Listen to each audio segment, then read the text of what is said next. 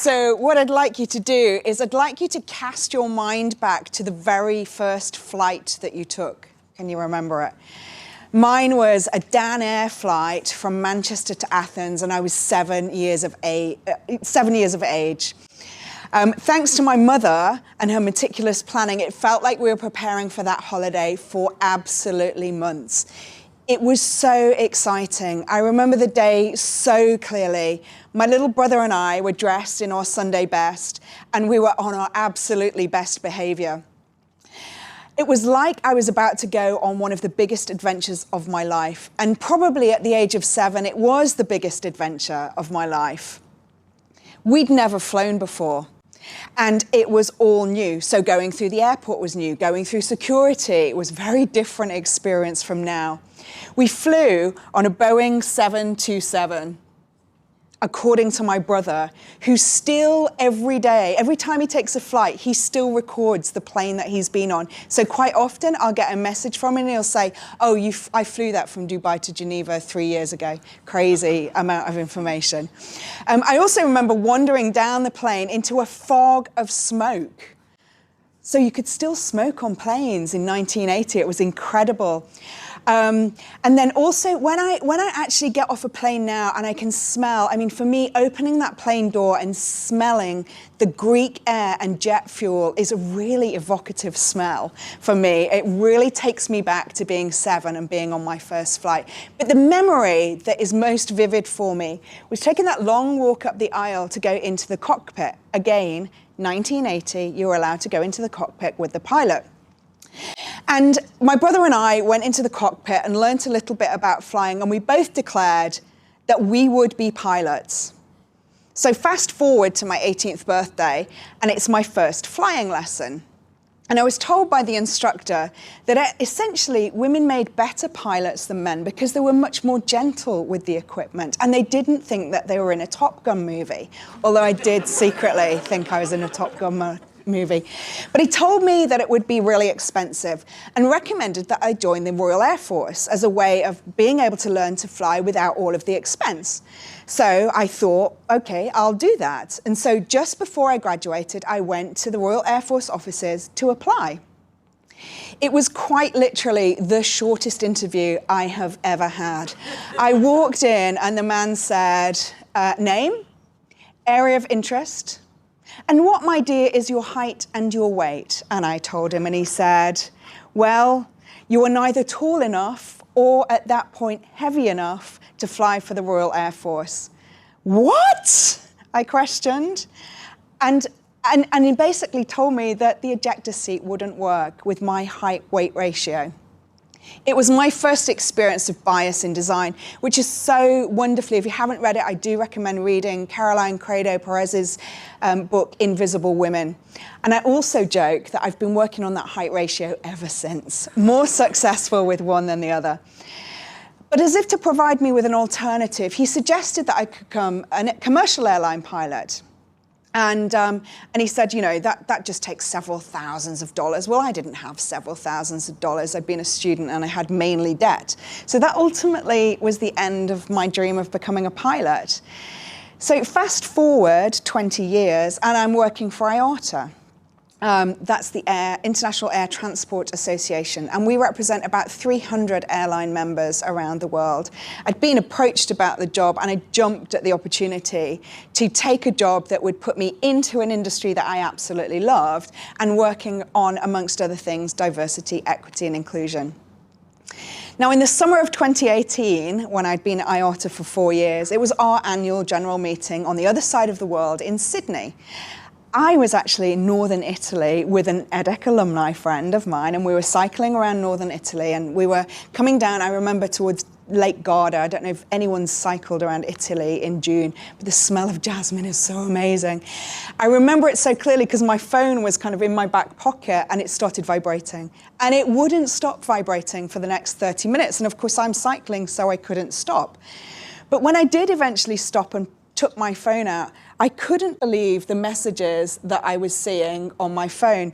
They were like, oh my God, you'll never guess what. Have you read this? Have you seen this? That a CEO has said a woman couldn't do my job. In amongst all of those messages to me was one from our general counsel, and he was a fabulous gentleman. He was a really big supporter of everything we did on diversity, equity, and inclusion. And he sent me this message, and it simply said, "When life hands you lemons, make lemonade." Kind of thought about it. It was pretty great advice. So a few weeks later, Qatar Airways contacted us at IATA and said, "We would really like to bring attention to the diversity issue." They wanted to showcase the great work that women were doing in the industry. So they suggested that what they would do is sponsor an award for women, and that they would give $25,000 to a role model woman in aviation. So I kind of took my chance and said, how about we broaden that out, because that just feels a little bit superficial, and how about we actually encourage an award for the Diversity Inclusion Team of the Year? It turns out that that was a really good decision, because the winners of the first awards were fantastic. So you can see them here. We have Christina Umeras, who is now the CEO of TAP. We have Fatimatu Nuchemo, who runs the Young African Aviation Professionals Group, and Christopher Luxon in the middle. It was Christopher Luxon's speech that literally changed everything for me. He basically said, as much as we appreciate this award of what we are doing to further diversity and inclusion across the industry, we simply can't stand here in 5 years' time and be in exactly the same position looking at a sea of predominantly white, predominantly Caucasian, predominantly middle-aged white men.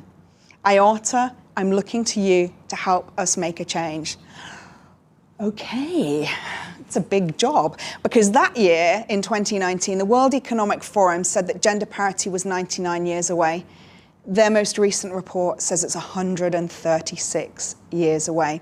But Christopher Luxon's telling us to do it in 5 years' time, so great. How are we going to do that? I left Seoul and basically was on the flight to Geneva, and it was ruminating in my head the whole time. How on earth were we going to close that gap when the gap just seemed so insurmountable? In 5 years' time, it would be nearly 2025. I would be much closer to retirement than I was to the start of my career. What were we going to do? How on earth could we improve it in 5 years, 6 years?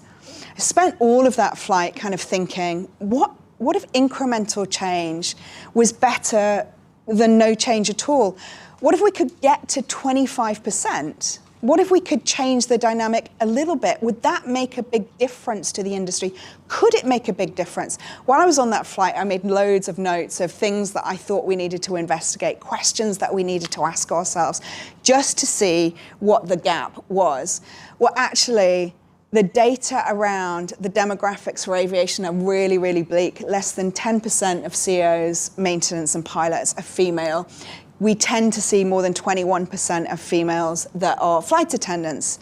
But you know that from your own experience. If I ask you to think of a captain, you will all hear a man in your head saying, thank you for taking this flight from Nice to Geneva. When they asked children to draw pictures of a captain, 96% of them drew men. The picture in the cabin is obviously opposite. You tend to see more females in the cabin, and for a long time, actually, airlines were selling that as part of their proposition to encourage people to fly. But it's far more pervasive than just captains and people in the cabin. Think about maintenance and operations. They're male-dominated spaces. A colleague of mine told me about being a maintenance engineer and having a 20-minute round trip to go to the bathroom. So she couldn't take a quick bio break. Well, that just sounds inconvenient, but it's far worse than that. The WHO data suggests that access to toilet facilities contribute, or lack thereof, contribute to urinary tract infections. They contribute to stress, to other health issues, and that impacts workplace contribution for women. That was only 15 years ago that she experienced that. Can you imagine now having to go 20 minutes to go to the bathroom as a female? So it certainly had to change. And in the C-suite, it's no better. About 3% of women were female CEOs, and yet the travel market for women has increased 88% in the last 10 years. So let's go back to that 25 number that was in my head the whole time. So when I got to Geneva, I started talking to some of my colleagues about the issue and saying, I wonder if we could encourage organizations to improve by 25% representation, or at least improve their current metrics by 2025, by 25%. And so they said, yeah, we think it's a good idea. And that ultimately is how we came up with 25 by 2025. So in some ways, the initiative is very, very simple. We ask airlines to commit to 25% senior female representation in their leadership teams, and they can define their leadership teams. We also say, if that is impossible in underrepresented areas like pilots or maintenance, we ask you to improve by 25%. And that seemed to resonate with a lot of the airlines. In September 2019, we launched the initiative with 3 member airlines pledging support. And by November 2019, we had 30 European airlines sign up to the initiative. So it felt like we were off. Well, of course, you know what happened next. We talked about COVID earlier. COVID hit the world, but it hit aviation in just some of the most awful ways. The last time aviation stopped in the way that it did during COVID was actually when I was here studying my MBA, and it stopped because of September 11th. But aviation didn't stop for a couple of days, it stopped for months. And we basically started to say, well, who's going to be thinking about diversity? They're looking really essentially to save their industry. But actually what we began to hear from airlines was really, really interesting. They were not thinking about fixing their diversity, but they were trying to make sure in the decisions that they made around letting people go, that they weren't impacting their pre-pandemic figures around diversity and inclusion. What's interesting is, since we've come out the other side of the pandemic, actually interest in the initiatives has increased. On Thursday last week, we signed our 110th signatory. Now, IATA has 300 members. My target is to get it to at least 50% of all IATA members, because they represent 86% of all global traffic. We know it's hard to get for pilots, but we see a lot of companies doing really great stuff on cadet programs to make sure that they're getting to balance to fill their pipeline. And one thing I really like is one of our airlines says, at our senior leadership level, we're already at 30%, but our ambition is to be not less than 40% of either gender, which I think is fantastic, because it really starts to look at how do we make a balanced organization. We invite our airlines to talk every quarter, and we share absolutely everything. We share data, we look at trends, we look at what's getting in the way for them. We cover things like paternity leave. How can you make it fairer for paternity leave, because women are excluded from the flight deck for long periods of time. We also talk about uniforms. So uniforms are really important from an individual point of view and from an organizational point of view, but they're totally gender nuanced if you think about the uniforms that you see. Well, how can we break those barriers down, and how can we create an environment where people walk onto a plane and they can resonate with the person that's serving them? Now, you might be sitting there and saying, okay, 25% big, wow. Just want to remind you of the World Economic Forum that says 136 years.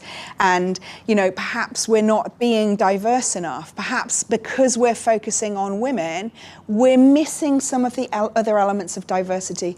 And I would agree with you. That's absolutely a criticism of the program. But what we do start to see is where organizations are really, really focused on this, whilst they commit to the gender pledge of 25 by 2025, they're also putting in place other programs that will address all of the other elements of visible and hidden diversity.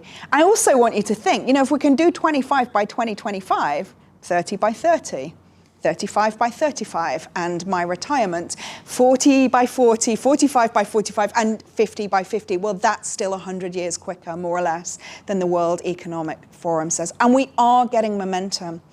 The number of women leading airlines has increased significantly. So back in 2018, there was 3. 2020, still 3, 2021, 6, and last week, female CEOs were announced for KLM, Pegasus, and El Al. But it's not just about the top positions. It's about building a pipeline of talent so that when girls decide that they want to fly, they're really encouraged to do so. They're not told that they're too short or too thin or that it's too expensive or they're not smart enough. They become interested in aviation. So funnily enough, when I was actually looking for the Dan Air picture, which I didn't have, apparently I messaged my mum and said, have you got a photo of the plane that we went to Athens on in 1980? And she said, I don't think so. I actually researched that Dan Air was one of the first companies to have a female captain. And she retired in 1980. Her name was Yvonne Pope. And so I couldn't have known that sitting in my seat, taking my first flight. But I really hope that I have done her legacy justice through the work that we're doing with 25 by 2025. Thank you. Thank you so much.